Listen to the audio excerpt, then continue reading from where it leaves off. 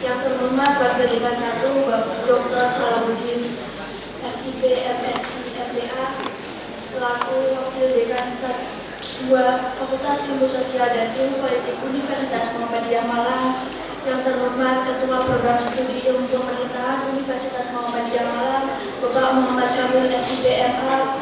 Yang terhormat Guru Besar Program Studi Ilmu Pemerintahan Universitas Muhammadiyah Malang Profesor Asep Nurjaman MSI. Yang terhormat Ketua DPRD Kota Malang Bapak Made Iyandina Katika MM. Yang terhormat Ketua KPUD Kota Malang Ibu Aminah Amin Tias. Dan yang saya banggakan mahasiswa ilmu program studi ilmu pemerintahan Universitas Muhammadiyah Malang angkatan 2021, 2022 dan 2023. Dan saya ucapkan selamat datang dalam acara seminar kepemiluan yang mengusung tema Pemilu 2024, Evaluasi Kritis dan Masa Depan Demokrasi Indonesia. Puji syukur marilah kita panjatkan kepada Allah Subhanahu wa Ta'ala, karena hanya atas izinnya lah pada pagi hari ini, Kamis 29 Februari 2024, kita dapat hadir di tempat ini. Sholawat serta salam tak lupa kita haturkan kepada junjungan kita yang Nabi besar Muhammad Shallallahu Alaihi Wasallam, karena beliaulah revolusioner sejati yang telah menyelamatkan kita dari zaman kejahilian. Sebelum memulai acara, izinkan saya selaku Master of Ceremony membacakan susunan acara pada pagi hari ini, yang diawali dengan pembukaan, kemudian dilanjutkan dengan menyanyikan lagu Indonesia Raya dan Sang Sunda, kemudian dilanjutkan dengan bacaan ayat suci Al-Quran. Selanjutnya sambutan dari Bapak Muhammad Kamil SIP MA selaku Ketua Program Studi Ilmu Pemerintahan Universitas Muhammadiyah Malang. Kemudian dilanjutkan sambutan sekaligus pembukaan kita pagi hari ini oleh Wakil Dekan 2 Bapak Salahuddin SIP MPA. Kemudian selanjutnya akan memasuki acara ini kita pada hari ini yang akan dipandu oleh moderator Bapak Idar Akwasi SIP MA untuk memandu jalannya prosesi acara seminar kepemiluan yang dipaparkan oleh pembicara. Hadirin sekalian, mari kita awali acara kita pada pagi hari ini dengan bacaan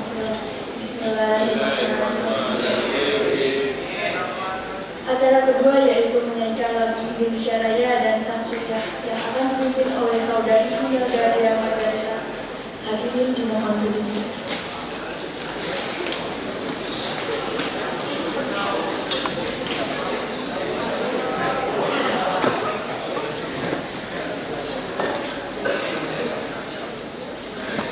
Thank you.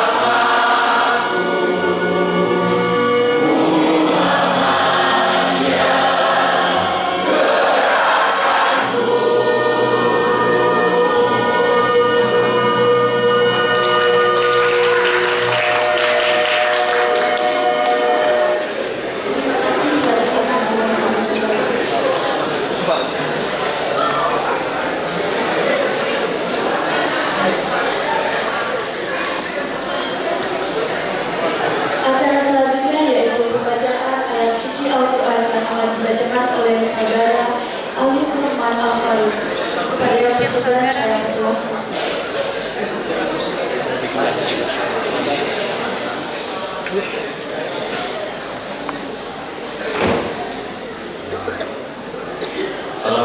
warahmatullahi wabarakatuh.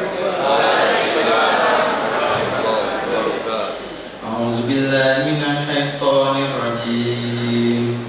Bismillahirrahmanirrahim. Ya bunayya innaha in takum mithqala habatin min khardalin fatakun fi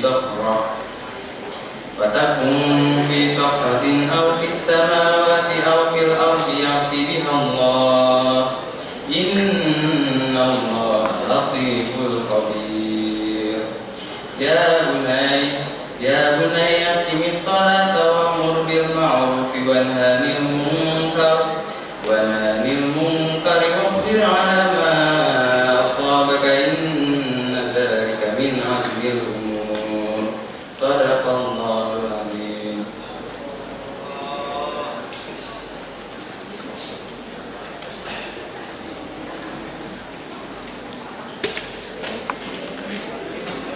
Acara selanjutnya yaitu sambutan dari Ketua Program Studi Ilmu Pemerintahan Universitas Muhammadiyah Malang kepada yang berhormat Bapak Muhammad Kamil SIPFA, kami persilakan.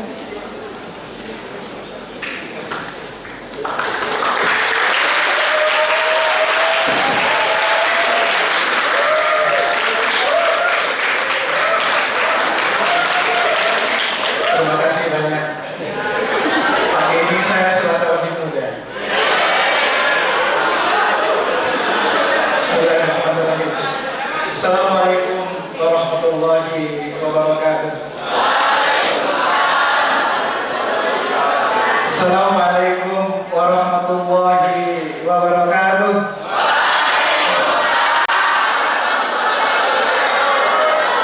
Alhamdulillah, la haula wala quwwata illa billah, nahmaduhu wa nasta'inuhu wa nastaghfiruh wa na'udzu billahi min syururi anfusina wa min sayyiati a'malina, may yahdihillahu fala mudilla lahu wa may yudlil fala hadiya lahu. Amma ba'd. Pak Wakil Ketua yang kami hormati, yang mewakili Pak Dekan, Pak Salahuddin, Profesor termuda kita, Prof. Asep di masanya, yang sama-sama kita hormati dan kita banggakan, Mas Sekrodi, Mas Kaleb, Pak Yana, Mas Iradat, adik-adik mahasiswa program studi ilmu pemerintahan yang hari ini minimal mempunyai niat untuk menimba ilmu. Hari ini saya dikagetkan beberapa hal.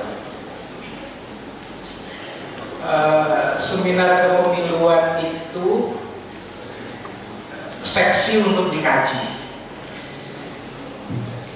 Kita memberi tema terkait dengan evaluasi kritis yang keadaannya juga sangat kritis. Nah, kritisnya itu adalah baru saja Bu Aminah memberi kabar bahwa beliau sedang berduka karena adiknya punya musibah. Pak Made juga sama memberikan kabar bahwa tidak bisa hadir karena beliau sedang ada agenda dengan wali kota. Ya. Tapi kami punya dosen-dosen yang selalu siap-siap. Mau tidak mau, kajian-kajian tentang kepemiluan yang saksi ini harus terus berjalan.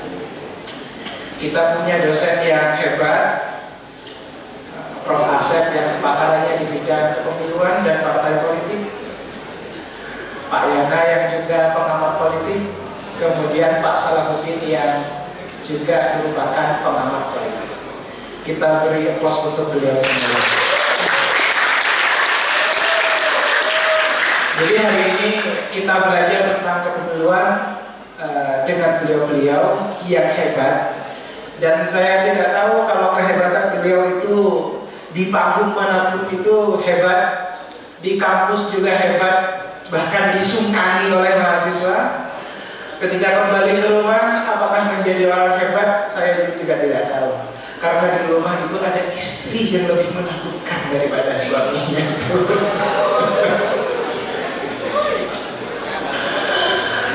Oke, adik-adik. Jadi kita adalah perguruan tinggi akademik yang harus menumbuhkan tingkat kritisnya terhadap pelaksanaan pemilu dan masa depan demokrasi di Indonesia ini. Pemikiran-pemikiran itu harus lahir dari mahasiswa-mahasiswa sekarang walaupun jalannya itu berbeda. Dan pemikiran-pemikiran kritis itu biasanya lahir dari ketidaksesuaian antara prosedur, karena kalau kita bicara terkait dengan demokrasi prosedural itu kaitannya dengan proses demokrasi di dalam konteks pemilihan.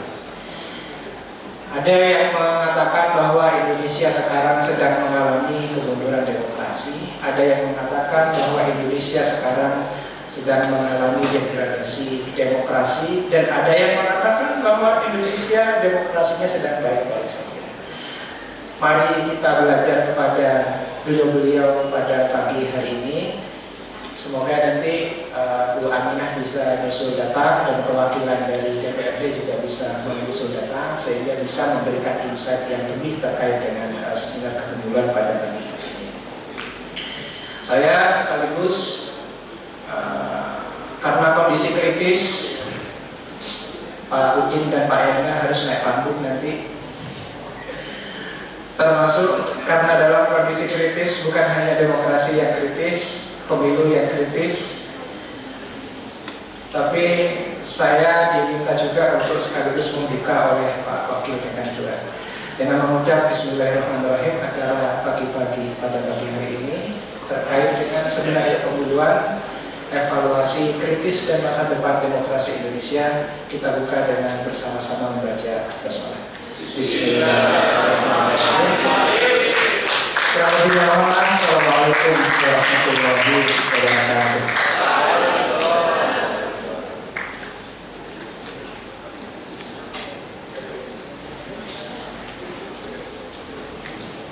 Terima kasih atas sambutannya.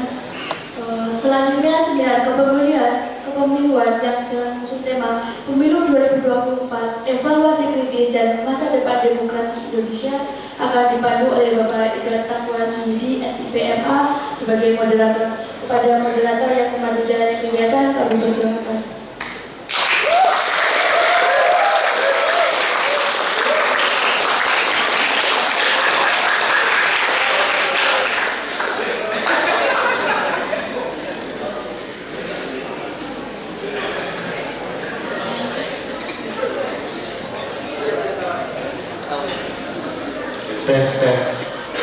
Bismillahirrahmanirrahim. Assalamualaikum warahmatullahi wabarakatuh.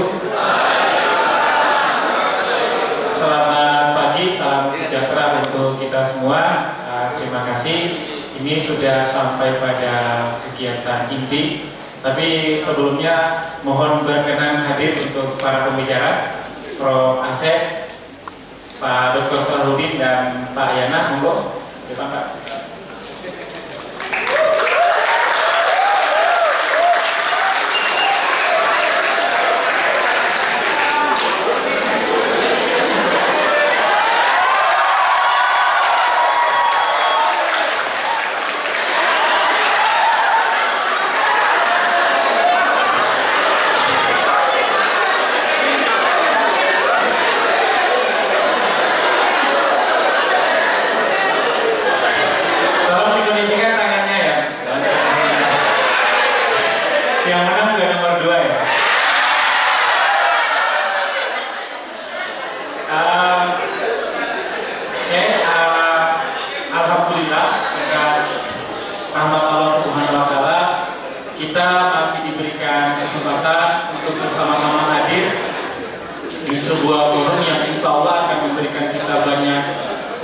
Informasi dan pengetahuan penting tentang pemilu dan masa depan demokrasi.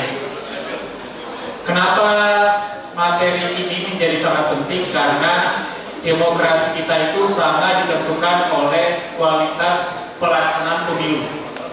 Karena pemilu itu menghasilkan kepemimpinan politik yang itu akan sangat menentukan bagaimana jalannya demokrasi di Indonesia itu dilaksanakan. Salam dan salawat juga tetap kita haturkan kehadiran junjungan kita Nabi besar Muhammad SAW yang berkat beliau bisa membawa perubahan untuk Islam. Pada pagi ini seperti yang telah disampaikan oleh Mas Kamil, karena ada sesuatu yang kritis, Bu Aminahnya kita doakan ya, karena adiknya harus masuk rumah sakit barusan. Kita doakan agar adiknya diberikan kesembuhan. Terus Pak Made tiba-tiba harus ke Jakarta menampingi Bu Wali Kota. Sepertinya ada kegiatan yang sangat penting. Nah, kegiatan ini sebetulnya berangkat dari sebuah fenomena bahwa banyak yang mengatakan bahwa pemilu 2024 itu adalah pemilu yang paling buruk sepanjang sejarah pemilu pasca reformasi. Kalau teman-teman baca laporan Tempo, investigasinya itu kan akan sangat kelihatan betul ya, bagaimana pemilu ini memang telah diskenariokan untuk memenangkan kandidat tertentu ya.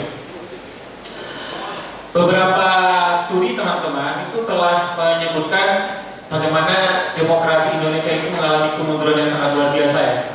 Banyak peneliti-peneliti asing yang menyebut demokrasi Indonesia hari ini itu adalah fase terburuk pasca reformasi. Artinya dari tahun ke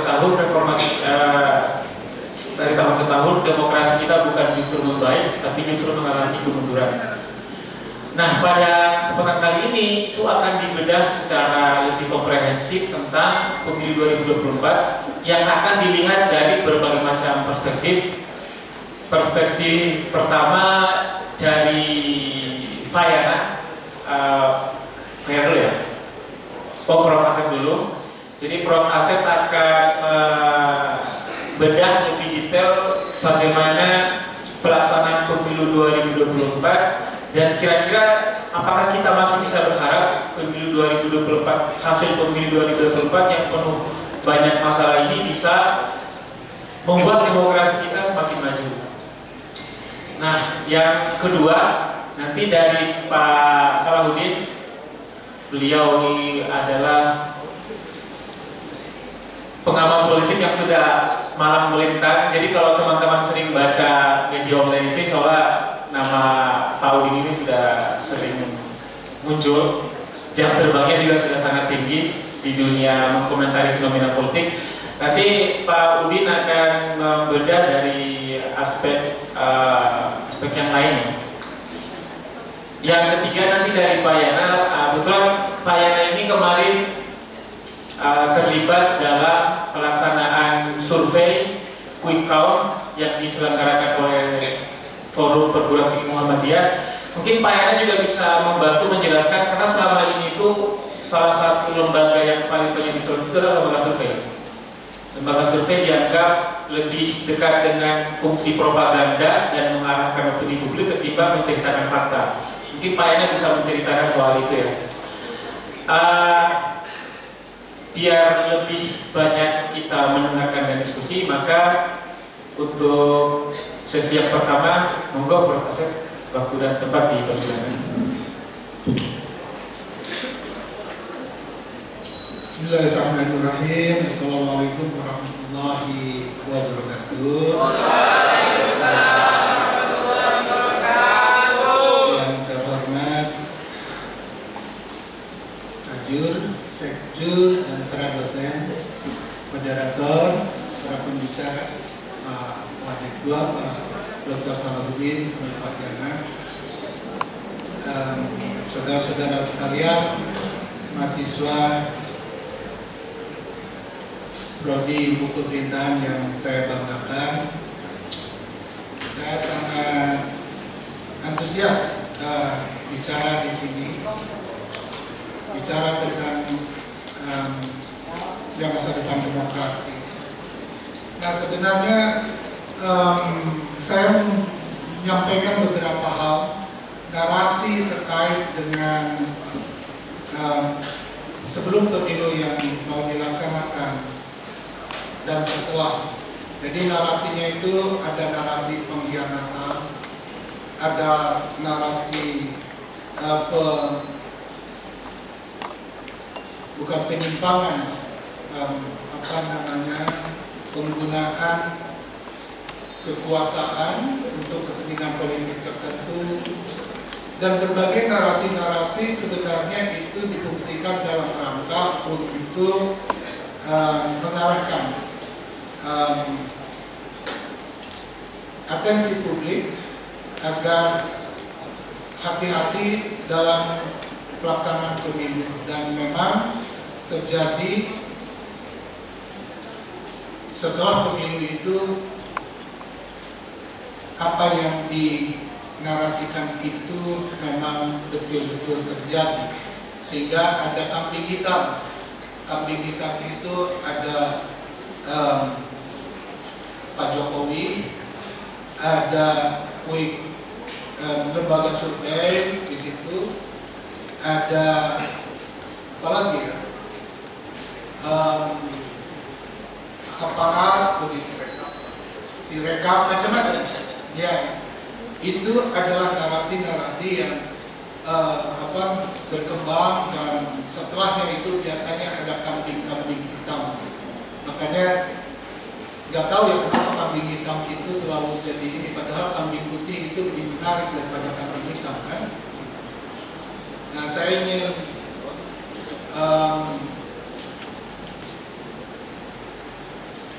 memimikri Rocky Gerung. Mari kita terangkan, tapi nggak pas ya, kedunguan gitu. Jadi saya ingin membedahnya cukup teoretik dan nanti praktis-praktis, Pak Diana, sama semi teoretik sama Pak. Nah, saya itu dulu ketika kuliah di Jogja, saya punya dosen namanya Herbert Fried. Saya pasti ingat waktu itu Herbert Fried itu kalau pakai sendal karena belajar itu, sendalnya itu sendal lili. Tapi saya tuh selalu lihat kakinya. Jadi kakinya itu saking panjangnya itu masih sendalnya itu melebihi kakinya. Iya, panjang kakinya daripada sendalnya sendiri begitu. Dan dia itu menulis namanya buku yang dikenal dengan The Decline of Constitutional Democracy Indonesia. Nah, buku itu berbicara tentang sejarah politik Indonesia yang pada saat Soekarno, kenapa terjadi dekret presiden tahun 1955 itu. Maka disebutlah The Decline of Constitutional Democracy Indonesia. Dan di dalam buku itu menyebutkan bahwa demokrasi itu kenapa tidak? Karena memang ada namanya konflik antara administrator dan yang diwakili oleh Muhammad Hatta dan Soekarno sebagai elit politik itu. Jadi administrator dengan elit politik, sehingga terjadilah The Decline of Constitutional Democracy. Nah, buku itu dikritik oleh namanya Hari J. Benda. Hari J. Benda itu dia menulis dalam kumpulan debat tentang Indonesia.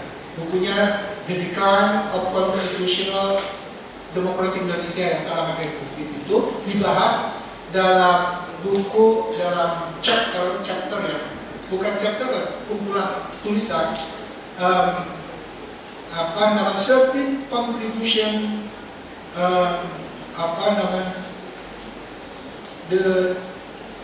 to the debate on Indonesian politics.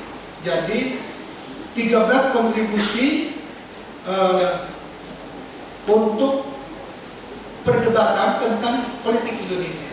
Nah, si Hari J. Benda itu menulis kritik terhadap The Decline of Constitutional Democracy Indonesia itu, karya Herbert Fried, yang menyatakan bahwa Yang paling menarik itu dia menuliskan it back to it our knowledge.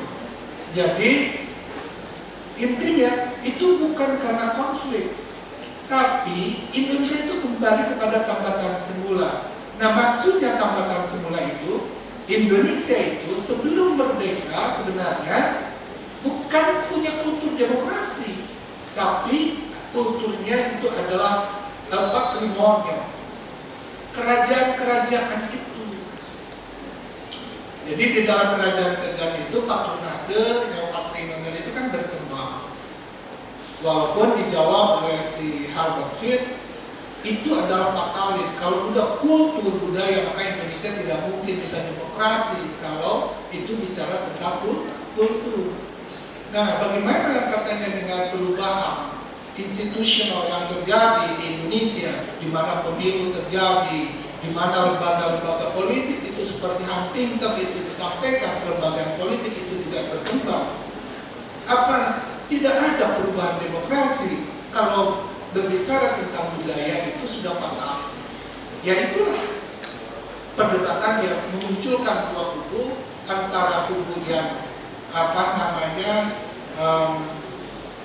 strukturalis yang diwakili oleh Herbert Fried dan kubu yang kulturalis dibahas oleh Arjen Benda. Nah, bicara tentang problem demokrasi, agar kita bisa jernih melihat, maka karena kita adalah akademisi juga harus bisa membedah secara teoritik. Walaupun teori itu ada namanya kata Thomas Kuhn, yaitu anomali. Jadi kalau teman-teman baca bukunya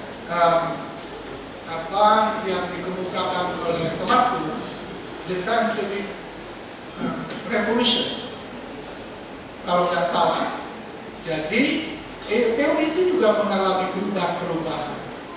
Nah, saya pernah menyampaikan sebenarnya di dalam orasi kemarin itu terjadi transformasi teoritik terkait dengan politik aliran, tapi dalam konteks belum pada normal science, tetapi masih pada anomali, karena masih ada perdebatan. Dan perdebatan itu kalau didukung oleh berbagai mazhab diakui, maka itu akan menjadi paradigma baru dan muncullah normal science. Normal science itu adalah perjalanan panjang, sebuah teori yang bisa menjelaskan tentang sesuatu itu. Nah, di dalam buku yang strukturalis ini, saya akan membawa Anda pada satu buku yang dinamakan dengan Political Man. Nah, karangan Seymour Martin Dixon. Nah, di dalam buku itu yang paling intinya adalah the higher the level of economic development, the better the prospect for democracy. Artinya semakin tinggi tingkat pertumbuhan ekonomi sebuah bangsa, maka prospek demokrasinya itu akan semakin baik. Dan itu diukur dari 4 hal. Dari GDP. Ini GDP itu daya beli sebenarnya, atau gross national product, artinya pendapatan per kapita sebuah negara yang nanti itu akan bisa berimplikasi pada kesejahteraan ekonomi, karena dia akan punya uang, akan bisa makan. Terus yang kedua dari sisi education, pendidikan, yaitu nalar yang sehat akan melahirkan logika-logika yang sehat dan pengambilan keputusan yang rasional. Ketiga, ada namanya urbanisasi dan keempat industrialisasi. Dari berbagai problem yang terjadi, cukup dua kita lihat bagaimana ekonomi Indonesia. Tahu Indonesia ini mungkin orang miskinnya itu masih banyak. Kelas menengah ke atas itu paling 30%, itu sudah luar biasa. Dan apalagi dengan COVID itu, kelas menengah itu berguguran. Bahkan mungkin sekarang itu setelah COVID terjadi, kelas menengah itu tinggal sedikit. Artinya mereka yang punya daya kekuatan ekonomi yang cukup begitu. Nah, di samping itu, kalau pendidikan, saya tidak punya data, tetapi Indonesia itu masih umum, mungkin walaupun pendidikan terus digelontorkan, itu nalar kritisnya belum jalan karena pola pendidikan yang masih dogmatis, yang tidak membebaskan para mahasiswa begitu. Dan ini perlu mencermati kenapa, karena kita diarahkan pada satu pola pendidikan yang mekanistis, yang harus menjadi skrup dari sebuah kekuatan korporasi besar yang akan melahirkan industrialisasi, dan Anda akan dijadikan sebagai robot-robot yang mengisi tentang struktur dunia industrialisasi itu. Nah, saudara sekalian, dengan demikian maka nanti ini kita harus bisa sadar terkait dengan itu semua. Kalau Anda tidak sadar, maka ini akan melahirkan kegamangan di dalam kehidupan. Kenapa ini terjadi? Nah, kalau Anda baca dari Abraham Maslow tentang motivasi itu manusia akan didorong empat. Yang paling dasar itu adalah safety need, ya, kebutuhan dasar. Pertama, manusia ini kebutuhan dasarnya itu perut, pakaian, sandang, papan itu. Yang kedua, keamanan. Yang ketiga adalah kebutuhan akan aktualisasi diri. Dan yang terakhir itu kebutuhan transendental. Dan ini kita tahu ketika semua itu belum terpenuhi, maka orang itu akan mengutamakan perut dulu. Jadi kalau udah perut, maka bicara pemilu bukan lagi berani membela yang benar, tapi berani membela yang bayar. Begitu. Ujung-ujungnya MP WP nomor piro wani piro, dan itu jelas. Nah, tadi kan ada pragmatisme, ada pengkhianatan. Kita tahu zaman kerajaan itu dulu di Indonesia itu penuh pengkhianatan dalam pemerolehan kekuasaan. Zamannya Kediri, kerajaan Kediri ya, tapi itu kan Arab itu bisa jadi pemimpin, bisa Singosari kan, bisa jadi raja karena dia membunuh Tunggul Amantung dengan meminjam keris namanya dari Tunggul Amantung itu, keris yang dia pakai untuk membunuh raja. Arabnya Selamat yang di suspeknya itu adalah yang punya keris itu, begitu. Dan di Indonesia juga sama, peristiwa SBY dengan Bu Mega. Nah, sekarang peristiwa Pak Jokowi dengan Bu Mega terulang kembali. Dan itulah yang mungkin Anda sering nonton YouTube. Saya suka dengan Bambang Pacul, dengan Korea-Koreanya itu. Saya senang, jujur aja, itu realitas yang nyata yang terjadi, tetapi itu hanya bagian serpihan yang mungkin memperkaya wawasan Anda begitu tentang realitas politik di Indonesia. Nah, saya ingin masuk lebih dalam terkait dengan pemilu di Indonesia. Nanti ada implikasinya terhadap demokrasi yang kali ini saya jelaskan. Yang pertama, bicara tentang sistem pemilu. Ada dua hukum di dalam teori di dunia yang tidak bisa terbantahkan, yaitu hukum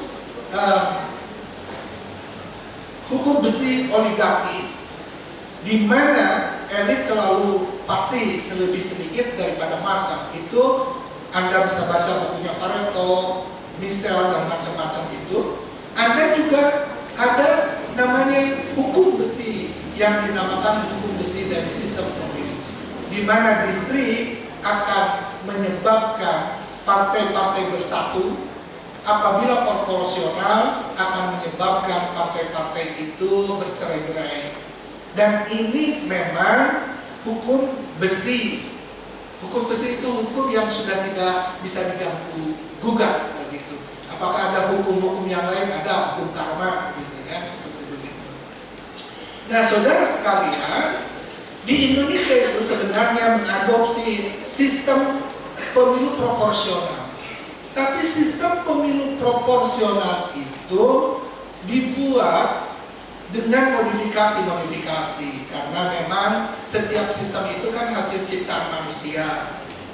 Sistem pemilu itu sampai sekarang kan ada sistem Lego, apa namanya, Santa Lego itu ya podo aja sebenarnya untuk utak-atik, tapi itu sebenarnya celah bagi akademisi dan ilmuwan masuk untuk mensiasati sistem dan realitas agar bisa menentukan salah satu paslon dan calon dengan halal sebenarnya, tapi bukan dengan yang tidak halal. Kalau misalkan ada akademisi masuk dalam ranah yang tidak halal, itu black academicians, pelacuran akademik. Nah, kita ilmu pemerintahan insya Allah menjaga bahwa akademik itu tidak sampai pada saat itu, pada kondisi tersebut, sehingga Anda percayalah pada kami membawa nama atas nama keberkahan di dalam kehidupan, sehingga tidak melakukan sesuatu menjual kepentingan dunia demi kepentingan akhirat demi kepentingan dunia, karena kita mengutamakan keberkahan. Tetapi kita harus cerdas, harus paham, harus berpikir kritis. Kenapa? Karena kalau tidak itu Anda lakukan, maka Anda menjadi orang yang percaya diri, banyak bicara, tetapi nanti ada orang yang ketawa dalam hati. Kenapa? Karena Anda tidak memakai basis logis dan argumen teoritik yang kuat yang bisa menyokong Anda, kecuali berbicara tentang fact. Padahal fakta itu adalah pengetahuan yang paling rendah di dalam dunia keilmuan, begitu. Nah, nanti ada angkat ke atas, ada generalisasi. Di dalam generalisasi itu juga nanti ada level-level yang mungkin Anda bisa sadari tentang kesadaran realitas itu. Nah, saudara sekalian, ada proporsional yang pertama yang digulirkan pada saat reformasi, yaitu proportional close list. Nah, proportional close list itu representasi lebih mengutamakan, sehingga ada partai politik di parlemen itu sangat banyak. Kalau nggak salah, ada 21 partai politik yang dapat suara kursi di parlemen itu, kalau nggak salah, atau 18 partai politik. Nah, di dalam 18 partai politik itu dengan close list itu menjadikan parlemen itu tidak sehat katanya. Kenapa? Karena pengambilan keputusan menjadi sulit. Kalau bicara tentang pola komunikasi, ada buku yang menyebutkan bahwa kalau dua partai komunikasinya kan cuma dua, tapi kalau tiga itu satu ke kedua, dua ke tiga, ada satu ke tiga, ada berapa ya? 3. Kalau 4 tambah banyak, 16 tambah rumit, sehingga pengambilan, maka muncullah sebuah keinginan namanya effective governance, pemerintahan yang efektif dan stabil. Maka salah satunya adalah dengan cara melakukan penyederhanaan sistem kepartean. Jadi sistem kepartean itu sebenarnya adalah pola interaksi yang stabil di dalam parlemen itu. Tapi di dalam konteks tertentu, untuk merubah itu perlu ada adjustment kepada sistem pemilu yang close list itu. Maka dimunculkan, kalau pemilu close list terus dilakukan, maka pertama terjadi oligarki partai. Oligarki partai itu apa? Oligarki partai itu adalah kekuasaan dikuasai oleh elit-elit, sekelompok elit yang ada di partai politik itu. Sehingga yang akan jadi itu adalah orang-orang yang punya kedekatan dengan pemimpin politik, orang-orang yang punya kedekatan dengan struktur partai. Sehingga orang yang hebat, orang yang punya kapasitas, orang yang bisa merubah Indonesia tidak akan bisa muncul. Itu narasi yang dikembangkan. Maka pada 2014 dibuatlah setengahnya. Tapi setengah itu gak enak. Akhirnya ternyata kebablasan. Akhirnya walaupun 30% BPP dengan bisa jadi, tapi tidak ada yang bisa 50% atau 30%. Tapi tidak ada yang bisa sampai. Padahal waktu itu PAN sudah membuatkan yang dinamakan majoritarian. Jadi siapa yang unggul itulah yang menang. Nah akhirnya apa, saudara sekalian? Perubahan yang mencolok mulai 2009 di mana sudah open list, artinya tidak lagi berdasarkan pada nomor urut, tapi siapa suara partai calon itu yang paling besar dia akan menang. Maka pendulum kekuatan tidak lagi pada partai politik, maka kekuatan ada pada calon anggota legislatif. Pola ini melahirkan implikasi kompetisi berbeda. Yang dulu 2004 ideologi mengental, di mana partai politik berkuasa, sehingga partai-partai massa itu mendominasi, yang punya kekuatan ideologis tertentu. Tetapi ketika open list, maka berubah total, muncul yang dinamakan dengan pragmatisme politik. Maka kalau kita runut di dalam konteks kepartaian, partai itu ada partai massa, ada partai kader, maka semua itu sekarang kalau dulu ekstrim, artinya partai massa itu sangat kuat, begitu. Nah sekarang itu enggak, partai itu sudah mulai bergeser, tidak lagi ekstrim, yaitu namanya catch all party. Partai itu tidak lagi mengambil segmentasi tertentu. Contoh, sehebat-hebatnya kuat-kuatnya partai yang berideologi, PKS masih bisa mencalonkan calon dari non agama Islam, orang non Muslim, dicalonkan. Koalisi sekuat-kuatnya antara ideologi yang Islam dengan nasionalis, ketika calonnya mau mencalonkan bupati atau gubernur itu bisa berkoalisi sangat pragmatis.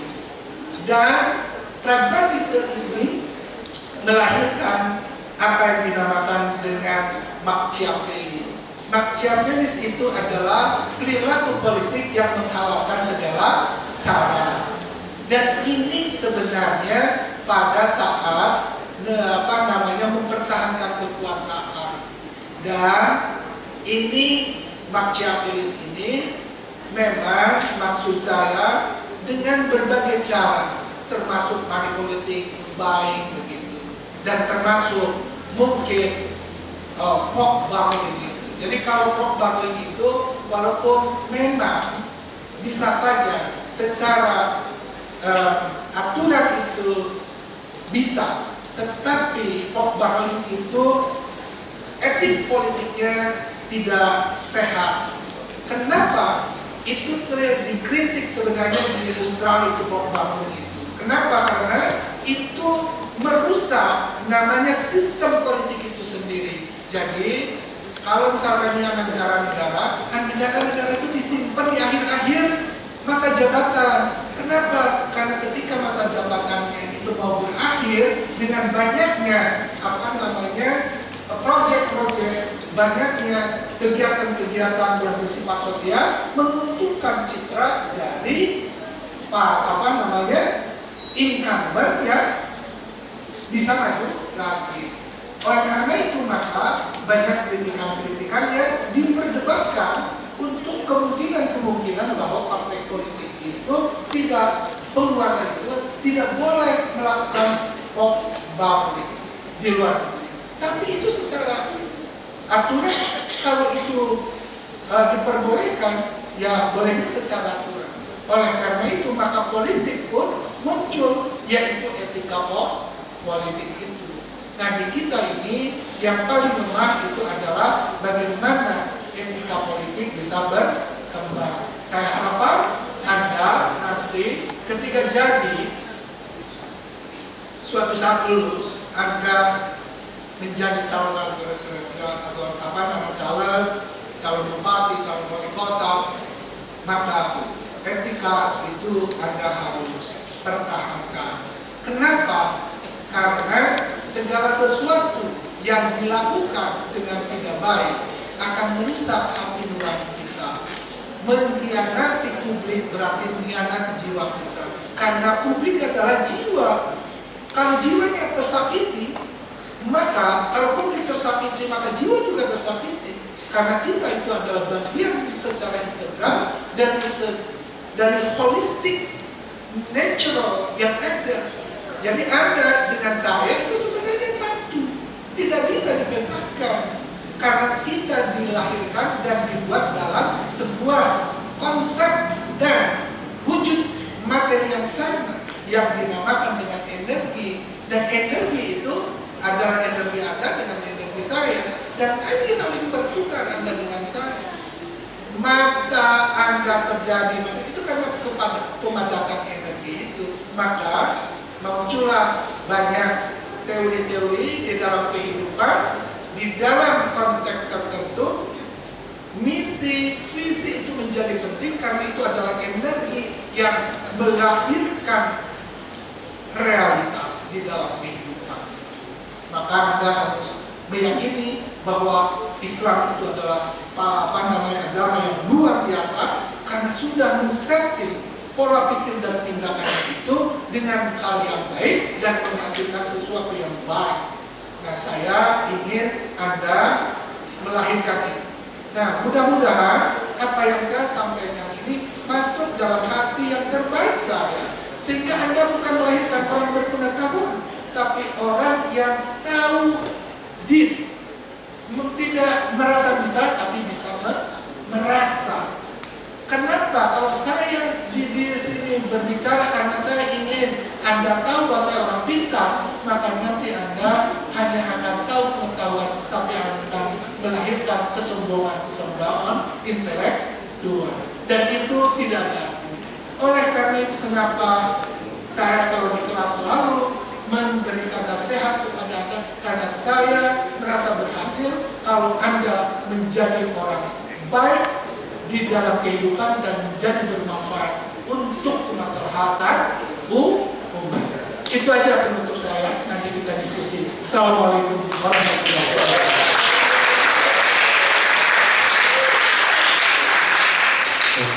Terima kasih Prof. Asep. Jadi ada beberapa poin penting yang bisa kita ambil atas penyampaian Prof. Asep tadi. Yang pertama, Prof. Asep mengutip pendapatnya si Lipset yang menyebut kesimpulannya Lipset itu ingin ngomong kalau demokrasi itu tidak bisa sukses jika dilaksanakan di negara yang masih banyak orang miskinnya ya. Jadi kalau demokrasi diterapkan di negara yang masih banyak orang miskinnya itu biasanya akan berimbas pada mobilisasi seperti politik uang dan segala macam. Nah yang kedua, sejak tahun 2014 kita menerapkan sistem proporsional terbuka, itu yang mengakibatkan kompetisi perebutan kursi parlemen itu menjadi sangat sengit. Dan konsekuensi selanjutnya adalah muncul yang namanya politik uang ya. Karena seorang caleg itu bukan hanya bersaing dengan kandidat dari luar partainya, tapi juga harus bersaing dengan kandidat di dalam partainya. Itu salah satu alasan kenapa pembicara kita dari PDI tidak bisa hadir, karena sampai sekarang itu sedang mengawal proses penghitungan suara di kecamatannya. Karena memang potensi kecurangan kehilangan suara di kecamatan itu tinggi sekali. Nah, yang terakhir itu yang paling penting ya teman-teman, bahwa di atas semua itu yang paling fundamental menjadi pegangan orang berpolitik itu adalah etika. Kalau politisi punya etika, dia tidak mungkin menggunakan segala macam cara agar bisa menang. Dan itu yang menjadi sesuatu masalah di Indonesia. Etika politik kita sudah sampai pada titik yang paling bawah. Orang sekarang sudah tidak malu-malu lagi untuk menampakkan karakternya yang jelas agar bisa menang. Dan itu kelihatan banget ya di tahun 2024 ini.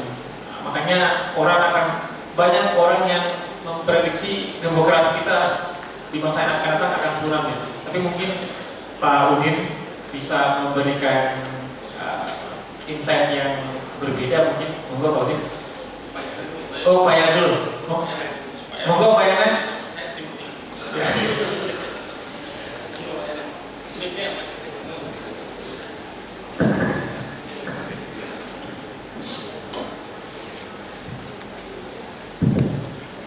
Bismillahirrahmanirrahim.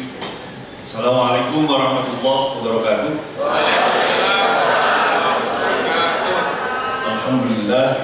Alhamdulillahilladzi rasulahu ila wadil haq bil walakin kulli wa kafa billahi syahida. Asyhadu an la ilaha illallah wahdahu la syarikalah wa asyhadu anna Muhammadan abduhu wa rasuluhu amma ba'd. Yang kami hormati Prof. Asep, Pak Dr. Salahuddin, Mas Idat, moderator, Pak Khaled, Pak Sekpodi. Inilah kalau jadi ban serep ya, membicara kalau sudah jadi ban serep ya kayak begini, nggak ada persiapan. Ya untungnya hari ini kelas saya di mata kuliah teori-teori politik ya ada. Hadir semua? Hadir semua karena diwajibkan. Insya Allah dapat A.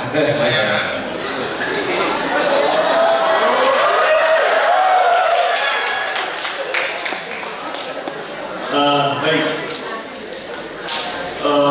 Kalau tadi Pak Idat minta insight ya, karena di pemilu 2024 kali ini saya tidak masuk ke gerbong 01, ke gerbong 02 dan gerbong 03. Tetapi saya coba tetap ikut untuk mengawal pemilu ya, karena pemilu itu salah satu part ya atau bagian dari politik ya, dari kegiatan politik ya, dari aktivitas politik. Pemilu juga bagian dari apa yang tadi disampaikan oleh moderator sebagai bentuk ya, demokrasi di Indonesia. Iya, demokrasi ini juga sama Pak Prof. Asep ya, kerap kali menjadi kambing hitam. Jadi demokrasi ini diangkat ya atau menjadi tujuan keinginan cita-cita bersama, tapi kerap kali juga demokrasi dianggap tidak memberikan atau kontribusinya ya, atau perkembangan demokrasinya segitu-gitu saja. Terus pertanyaannya, terus salah siapa? Salah gua, salah teman-teman gua, ya. Pertanyaannya terus salah siapa? Salah mahasiswa. Ya, Anda sih nggak kritis terhadap pemerintah misalnya, mahasiswa ya. Jadi tema atau reward ya, penghargaan atau privilege ya, atau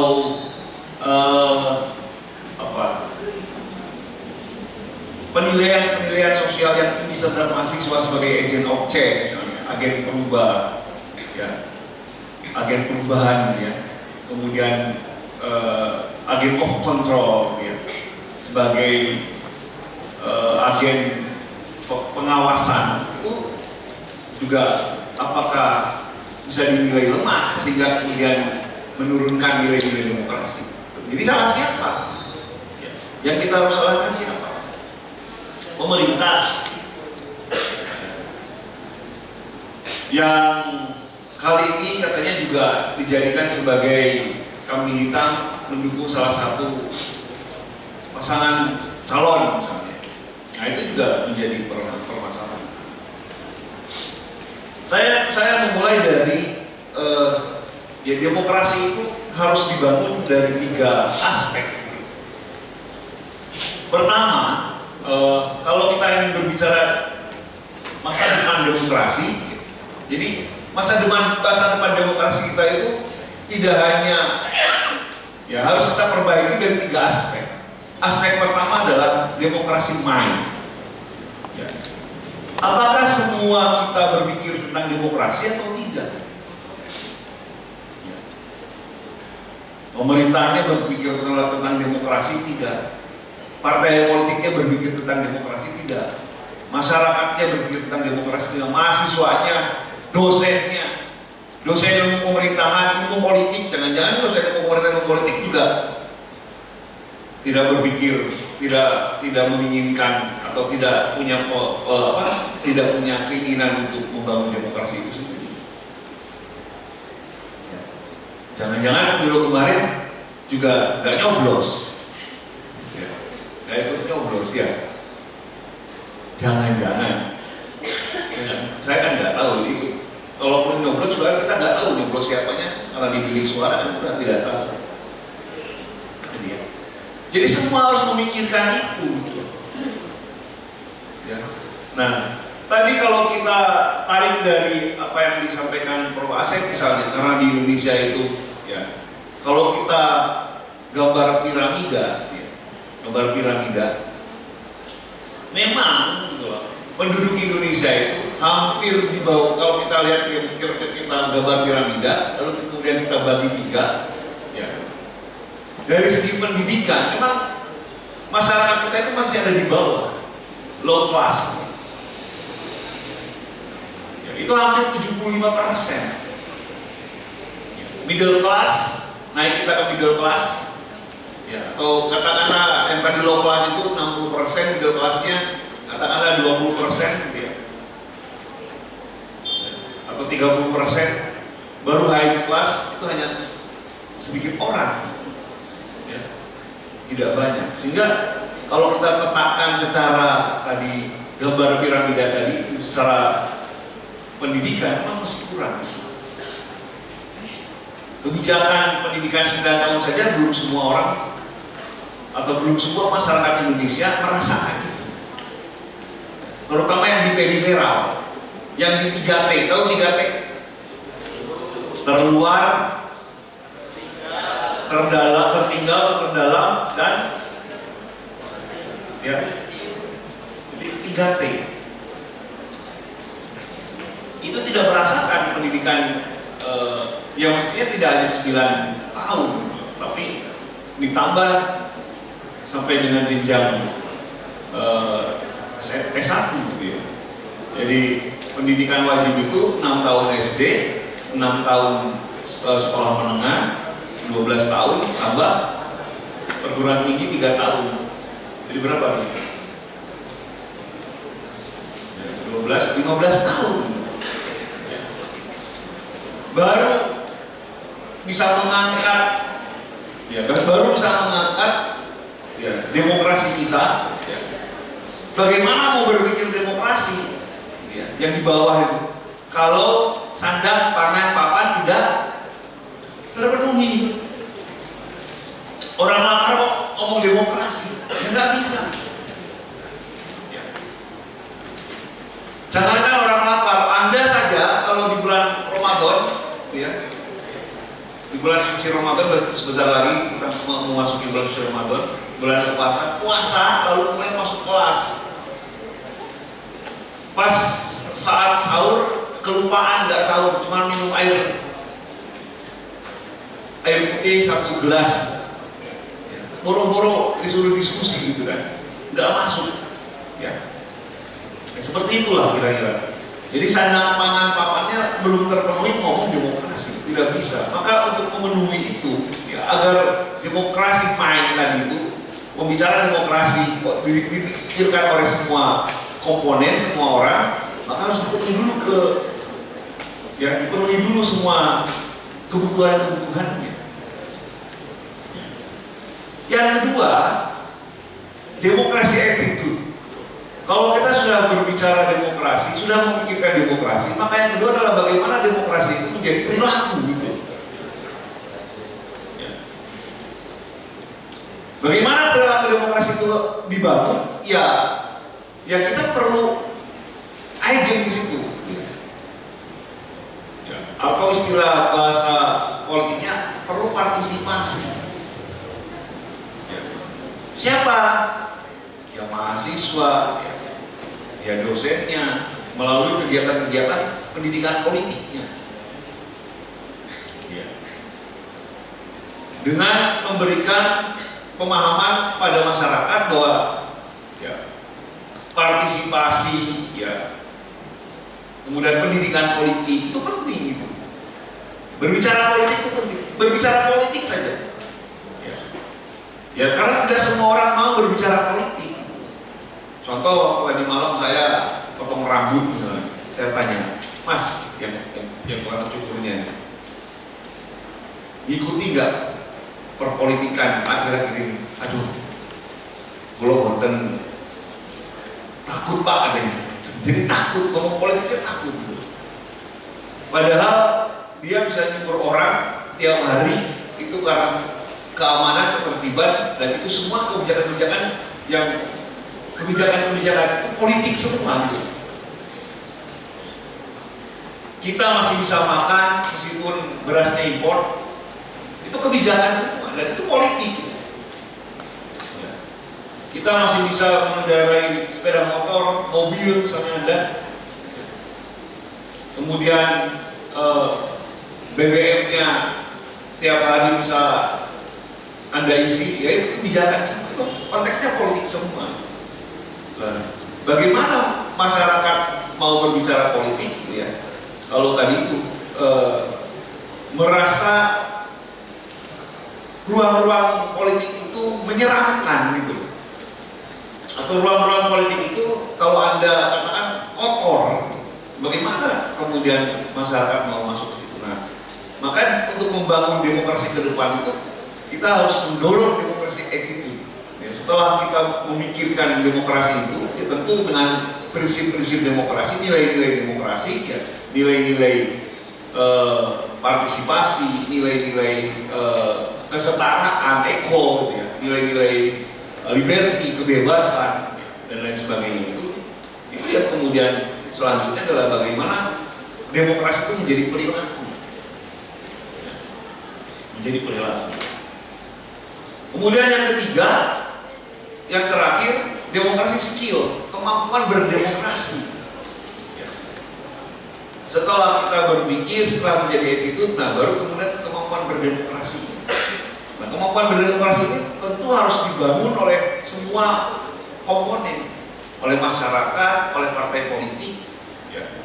Ya repot, partai politik ini kan sebagai media, sebagai alat, sebagai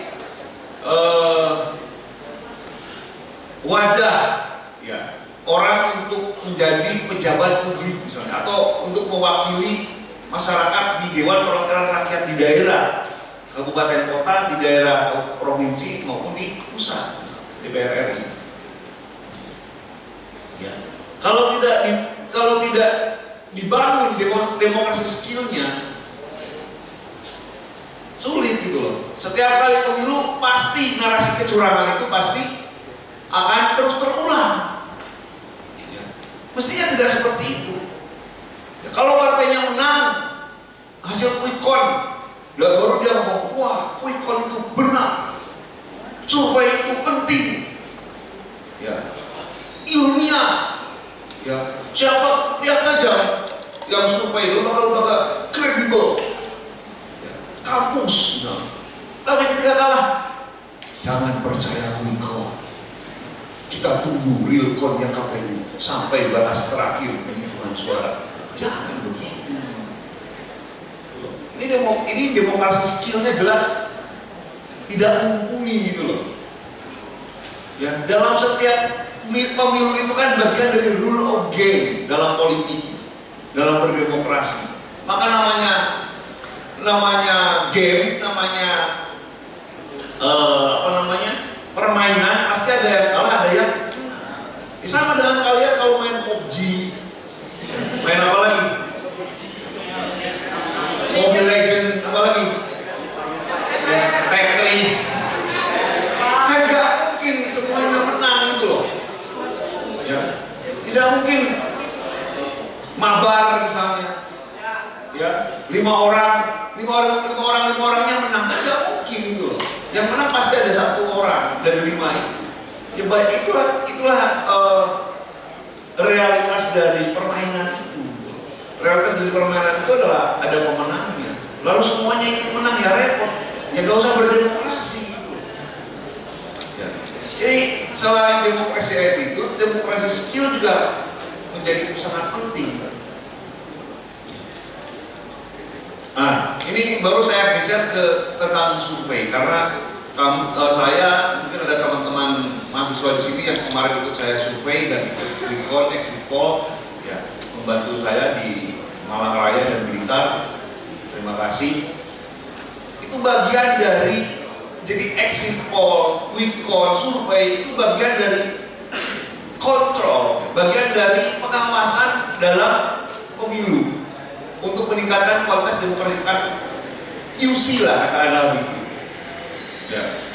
Quality control agar demokrasi yang kita inginkan Indonesia ke depan itu baik, ya, naik rankingnya, maka harus ada QC-nya, ada quality controlnya. Apa quality controlnya? Ya survei tadi, ya, exit poll tadi, quick count tadi, itu bagian dari quality control tadi itu. Pengawasan pemilu oleh mahasiswa, pengawas pemilu independen oleh lembaga-lembaga internasional, ya. Semua ada. Lalu kemudian semua sistem atau semua tahapan pemilu dianggap, ya, semuanya dianggap buruk, dianggap dinilai tidak sesuai, kan ini repot. Ini menampakkan bahwa demokrasi skillnya kita itu, termasuk partai politik kita itu masih rendah. Kalau dulu dia menang mengagung-agungkan survei, mengagung-agungkan quick count, ya mestinya ketika dia kalah pun tetap dia bisa mempertahankan bahwa itu bagian dari demokrasi skill, ya. Ya dia tetap mengatakan bahwa quick count itu ya bagian dari quality control demokrasi itu. Jadi saya gambarkan misalnya survei. Emangnya survei nyomot orang, ya, langsung kita di Malang Raya nyomot orang, diwawancarai, ya, diberi pertanyaan-pertanyaan, ya gak bisa gitu loh. Ya. Semua itu harus memenuhi metode, ya, metode surveinya. Metode survei itu metode penelitian, metode riset, ya. Pendekatannya kuantitatif. Pendekatan kuantitatif, maka metode kuantitatif harus menggunakan pendekatan kuantitatif. Ya. Misalnya di dalam pendekatan metode kuantitatif ada, ya, multi sampling random misalnya, atau ada random sampling, ya, untuk kita mengetahui partisipasi perilaku orang dalam memilih. Ya, sebelum pemilihan tanggal 14 kemarin misalnya, kita survei dulu, ya, kita siapkan, ya. Nanti kita secara matematik, ya, itu kan statistik, itu kan matematik, ya. Kita hitung kalau untuk survei se-Indonesia maka berapa responden yang harus kita ambil. Jadi tidak responden sebanyak-banyaknya, maka kita akan melihat itulah hasil survei, ya, nggak bisa. Ya, semuanya harus bertahap berdasarkan metode penelitian itu, metode risetnya, metode surveinya. Ya, yang pertama kita lakukan adalah mencari respondennya dulu. Ya. Hampir semua lembaga survei, termasuk di kampus, ya, menjadi klausul yang sama gitu, untuk meneliti, mensurvei orang Indonesia yang sebanyak berapa sekarang? 360 juta, 260 juta, ya 260 juta. Itu kalau disampling 38 provinsi, itu hanya 1.200. Se-Indonesia kita hanya mensurvei 1.200. Nah 1.200 itu tidak lalu kemudian diambil, dicopot di Aceh sekian, nggak bisa, ya dihitung lagi. Aceh itu berapa? Ya, atau kita batasi Jawa dan luar Jawa misalnya, atau kita batasi sesuai dengan wilayahnya, wilayah Indonesia Barat, wilayah Indonesia Timur, wilayah Indonesia Tengah misalnya. Kita bagi dari 1.200 itu. Ya selalu yang mendapatkan kebagian responden yang paling banyak pasti Jawa, Jawa Barat, Jawa Tengah dan Jawa Timur. Ya, pasti lebih banyak. Misalnya kemarin karena saya PIC Jawa Timur dari Forum Rektor Perguruan Tinggi Muhammadiyah Asosiasi Indonesia dapat 90 Jawa Timur itu untuk responden survei politik tentang pemilu masyarakat nah ini dibatasi lagi, selain dibatasi tadi respondennya, dibatasi lagi waktunya. Ya, waktunya kami lakukan tanggal 28 Januari sampai dengan tanggal 4 Februari misalnya. Jadi ada limitasi waktu. Jadi tidak bisa survei itu kemudian serampangan lalu kemudian kita sampaikan hasilnya, tidak ada metode-metode yang kita pakai. Itu baru cari responden 1.200. Ketemulah Jawa Timur 90. Ketemulah Malang misalnya 9. Dari 9 itu kalau Malang, terus bagaimana cara cari respondennya? Langsung comot. Wah, sini batu comot ini. Nggak bisa. Kita harus buat lagi kerangka untuk mengambil random sampling-nya. Kita buat lagi kerangkanya, ya. Kita acak lagi, baru kemudian dapat. Yang diacak dari mana? Oh, karena basisnya desa, kemudian basisnya RW basisnya paling ujung ada RT. Jadi RT respondennya. Nah itu juga diacak lagi sampai ketemulah responden. Ya, nggak sembarangan cari responden. Jadi kalau ada yang sembarangan ngomong, jangan percaya survei. Nah, itu repot saya. Kami ini bukan perusahaan, kami ini dari kampus. Anggarannya pun juga bantingan. Kalau bahasa kerennya crowdfunding. Ya, bantingan, urunan. Ya, urunan masing-masing TPF, lalu kemudian ngadakan survei. Begitu.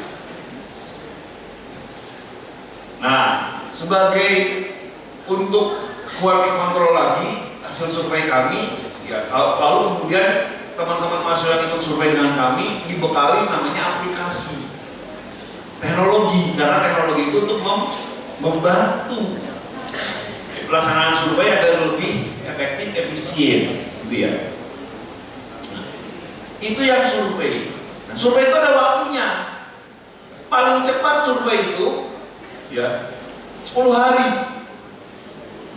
dari pengambilan sampling sampai kemudian wawancara 10 hari ya. Jadi survei-survei yang Anda lihat kemudian dirilis itu ada limitasi waktunya, expirednya, karena survei itu dipakai atau dilakukan tanggal sekian sampai tanggal sekian. Nah dirilisnya itu setelah tanggal sekian. Apakah masih bisa berubah? Ya bisa. Bisa, sangat bisa. Kayak itu survei. Kemudian selain survei ada namanya exit poll dan quick count. Ya. Sama exit poll ini hanya kita ingin mengetahui yang namanya political behavior, perilaku politik masyarakat tetapi setelah mereka melakukan coblosan. Kalau di kita namanya coblosan, ya, karena masih ditusuk sama paku, coblos. Kalau di tempat lain sudah e-voting, ya, mahasiswa UMM aja sudah e-voting, meskipun yang ikut pemilu raya itu 400 orang dari 1000, gak nyampe setengahnya. Partisipasi politik di kampus saja masih kecil, ya. Nah, itu untuk exit poll. Yang kedua untuk quick count. Nah, kalau quick count itu untuk melihat hasil pencoblosan. Ini kita exit poll dulu. Lalu untuk apa exit poll? Ya, kita ingin melihat perilaku pemilih setelah mencoblos. Itu saja. Nah, kita memberikan pertanyaan ya, pada orang yang sudah mencoblos di TPS. Ya, yang biasanya kalau lembaga-lembaga survei itu melakukan exit poll, bisa respondennya bisa dari tiap TPS ya, bisa 6 orang, bisa 8 orang, tergantung. Ya, misalnya kami yang di forum rektor PTMA 4 orang. Ya, kami bagi 2 orang laki-laki, 2 orang perempuan. Itu juga enggak. Untuk mengambil TPS-nya juga sama. Itu random juga. Ya. Tidak asal kemudian comot TPS-nya, nggak bisa. Kita hitung. Nah, di exit poll itu kita hanya bertanya pada orang yang sudah memilih. Ya, Bapak Ibu tadi milih apa? Ya tentu ada yang mau jawab, ada yang tidak. Ya itulah hasilnya gitu. Yang mau jawab ya biasanya kalau di desa, biasanya bapak-bapak ibu, bapak-bapak atau ibu di desa ya jawab aja, bertanya kok. Sehingga muncullah kemudian hasil exit poll itu. Ya, yang teman-teman bisa lihat. Nah, kemudian quick count itu untuk memotret, mengcapture hasil coblosan, ya. Tapi tetap dasarnya apa? Tetap menggunakan dasar dari quick count itu adalah C hasil, plano, namanya form atau plano C hasil. Yang dipakai biasanya cuma 2, pilpres dan pemilu DPR RI. Kenapa? Ya itu yang dipakai karena nasional sifatnya. Ya. Nah itu dilakukan oleh mahasiswa, misalnya ikut saya kemarin di quick count itu, mereka kemudian melihat ya proses penghitungan suara, lalu kemudian setelah penghitungan suara itu muncul, lalu kemudian disimpan di form hasil, lalu ya sesuai dengan suara yang masuk DPT-nya, kemudian difoto. Hasil fotonya itulah yang kemudian dikirim melalui aplikasi. Itu yang dijadikan dasar quick count. Meskipun memang quick count itu juga sama, random sampling. Misalnya untuk quick count kami ya kemarin 2.400 Indonesia, 2.400. 2 kalinya survei. Ya, 2 kalinya survei. Dia memang menarik gitu loh. Karena waktu saat quick count gitu ya, mahasiswa sudah tersebar se-Indonesia, kami kemudian melakukan Zoom meeting untuk koordinasi. Koordinasi agar ya tetap memantau juga mahasiswa yang turun di lapangan untuk quick count. Ya memang suaranya begitu. Gitu ya. Macam-macam gitu. Ya. Di Muhammadiyah ini kan juga macam-macam juga dosen-dosen pilihannya. Ketika pilihannya paslon tertentu lalu kemudian di quick count setengah jalan yang dilakukan oleh forum PTMA, ya pasangan tertentu nilainya tinggi, kok bisa tinggi ya? Ini gak masuk di Nurul.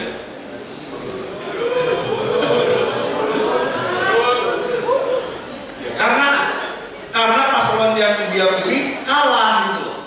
Tapi ya sudah lah, namanya juga quick count, dan quick count itu tadi itu hasil form C hasil dari TPS. Lalu bagaimana hasil surveinya? Hasil survei kami dari forum PTMA pada tanggal 28 sampai 4 Januari 2024 ya, Februari dari 28 Februari 2024 hampir sama dengan survei-survei yang terjadi atau dilakukan oleh survei-survei lembaga-lembaga survei nasional. Ya, yang membedakan hanya di belakang koma atau angka 2 digit ya. Angka kayak 2 digit, misalnya pasangan 01 hasil survei forum PTMA yang nggak didanai oleh siapapun, didanai oleh dirinya sendiri, itu menyatakan 21%, 21,4%. Itu dari tanggal 28 Januari sampai 4 Februari. Pasangan 02 42%. Saya bulatkan aja. Ya. Pasangan 03 15%. Itu hasil surveinya. Saya sampaikan. Itu hasil forum. Pak, apakah dalam survei yang ada itu tidak ada kesalahan? Ada. Margin of error kami itu kemarin hanya 2%. Ya, ada data-data yang masuk yang tidak kita masukkan ke dalam hasil survei, kita buang karena tidak sesuai. Itu 2% margin of error-nya. Jadi ada margin of error-nya. Quickcon tanggal 14 Februari 2024, 14 Februari ya.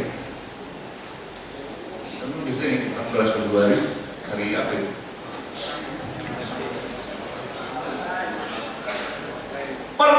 Per jam 18.00 hasil quickcon kami, forum perguruan tinggi Muhammadiyah Aisyah, per jam 18.00 itu sudah bergerak, data masuk sudah 64%. Nah, jam 18.00 14 Februari. Paslon 01 23%, paslon 02 58%, paslon 03 16%. Hasil quickconnya, hampir sama dengan hasil dari lembaga-lembaga survei lain, termasuk itu Bank Kompas. Mau percaya atau tidak, dan hasil quickcon itu diambil dari tadi form C hasil. Memang beda-beda, misalnya kami hanya 2.400, ada yang 4.000, ada yang 3.000, ya bergantung lembaga survei. Nah, jadi kalau kegiatan ilmiah riset seperti survei, exit poll, quickcon kemudian dibantah mentah-mentah, ini menandakan bahwa demokrasi skillnya belum masuk, belum terbangun, masih kurang. Sehingga perlu tentu memang demokrasi ke depan itu yang harus diperbaiki, ya pelembagaan demokrasinya. Pelembagaan demokrasi itu lembaga penyelenggara pemilu yang harus independen, benar-benar independen. Ya. Pemerintah juga yang tidak yang netral, ya. Maksudnya ASN, netralitas ASN, TNI, Polri itu penting. Jadi pelembagaan demokrasinya harus terus dibangun, termasuk partai politik. Partai politiknya males kok. Ingin dipilih, tapi pendidikan politiknya baru berjalan kalau mau pemilu. Gitu ya. Sehingga apa yang terjadi? Tadi itu pork barrel tadi itu. Apa sih Pak? Pork barrel itu? Apa? Pork, tahu pork? Pork itu babi. Ya, barrel itu apa? Tong. Jadi sama itu kan teori yang dibangun di Barat ya, di Amerika, di Eropa, di Australia. Jadi di satu waktu dalam pemilu orang ingin cepat atau orang ingin gampang ketika pemilu itu menang, yaitu tadi bagi-bagi sembako, bagi-bagi duit gitu. Itu pork barrel. Nah itu juga kelirunya, ya menurut saya kelembagaan politik kita termasuk partai politik, pendidikan politik yang dilakukan oleh partai politik juga lemah. baru mau pemilu baru mau turun gitu loh. Setahun 2 tahun yang lalu kemana gitu. Nah, agar mudah untuk dipilih oleh orang, akhirnya tadi membagi-bagi sembako, membagi-bagi duit, serangan fajar, serangan sarapan pagi, apa namanya saya nggak tahu. Atau kemudian orang menyebut di Indonesia itu sebagai money politik, bagi-bagi duit, kira-kira itu.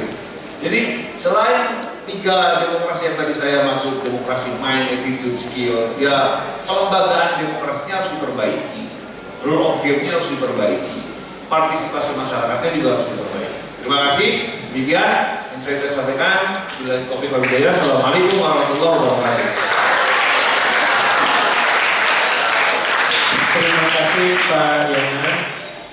Jadi teman-teman, bagi yang sering tidak percaya survei, Pak Yana sudah menjelaskan bahwa survei itu ada metodologinya ya. Itu secara ilmiah dapat dipertanggungjawabkan dan juga bisa dilihat dari survei sebelum pemilihan dan setelah pemilihan kan sebetulnya nggak terlalu jauh banget bedanya. Oke. Poin kedua adalah soal lagi-lagi yang menjadi masalah itu adalah fungsi partai politik yang memang tidak maksimal ya. Karena partai politik itu punya fungsi yang sangat penting, namanya pendidikan politik, dan itu sangat sering diabaikan. Mereka hadir hanya ketika mendekati pemilu. Wajar kalau partai ID kita rendah ya. Partai ID itu artinya kedekatan antara partai dengan pemilih itu rendah sekali. Itulah kenapa mobilisasi suara itu lebih banyak menggunakan politik uang. Karena fungsi pendidikan politik dari partai politik itu tidak maksimal. Oke, selanjutnya silakan Pak Udin untuk membedah dari aspek lain mungkin. Silakan Pak.